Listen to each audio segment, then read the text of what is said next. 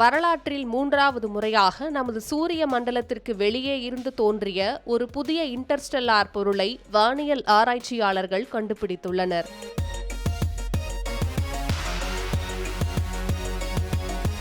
Interstellar என்பதை எளிதாக புரிந்து கொள்ள வேண்டுமென்றால் அது நட்சத்திரங்களுக்கு இடையிலான பொருள். தற்போது கண்டுபிடிக்கப்பட்டுள்ள இந்த இன்டர்ஸ்டெல்லார் முதலில் ஜூலை 1ஆம் தேதி சிலியில் உள்ள அட்லஸ் தொலைநோக்கியால் கண்டறியப்பட்டது.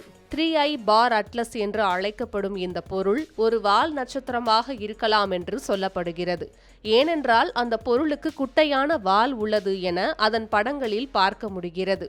மேலும் இதற்கு முன் கண்டுபிடிக்கப்பட்ட வேறு எந்த விண்மீன்களுக்கு இடையிலான பொருளை விடவும் இது மிக வேகமானது.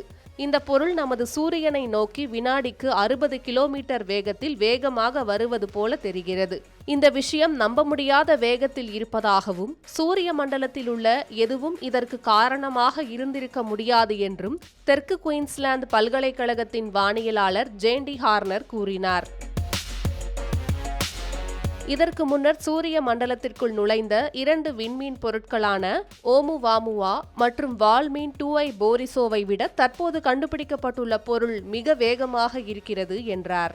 3i பார் அட்லஸ் என்று பெயரிடப்பட்டுள்ள இந்த விண்மீன்களுக்கு இடையிலான பொருள் அக்டோபரில் சூரியனுக்கு மிக அருகில் செல்லுமாம். அதன் பின் வியாழனை கடந்து வெளிப்புற சூரிய மண்டலத்திற்குள் திரும்பும் என்று விஞ்ஞானிகள் தெரிவித்துள்ளனர். இந்த இன்டர்ஸ்டெல்லார் சூரியனுக்கு அருகே செல்லும் போது பூமி சரியாக சூரியனுக்கு மற்றொரு திசையில் இருப்பதால் அதனை நாம் வெறும் கண்ணால் பார்க்க முடியாது. ஆனால் ஒருவேளை செவ்வாய் கிரகத்தில் நாம் இருந்தால் அதனை நிச்சயமாக பார்க்க முடியும் என்று விஞ்ஞானிகள் கூறுகின்றனர். இந்த பொருள் தற்போது வெடிப்பை சந்தித்து வருவதால் தூசு மற்றும் வாயு வெளியேற்றப்படுவதன் காரணமாக அதன் அகலத்தை கண்டுபிடிப்பது சற்று கடினமாக உள்ளதாகவும் விஞ்ஞானிகள் கூறியுள்ளனர்.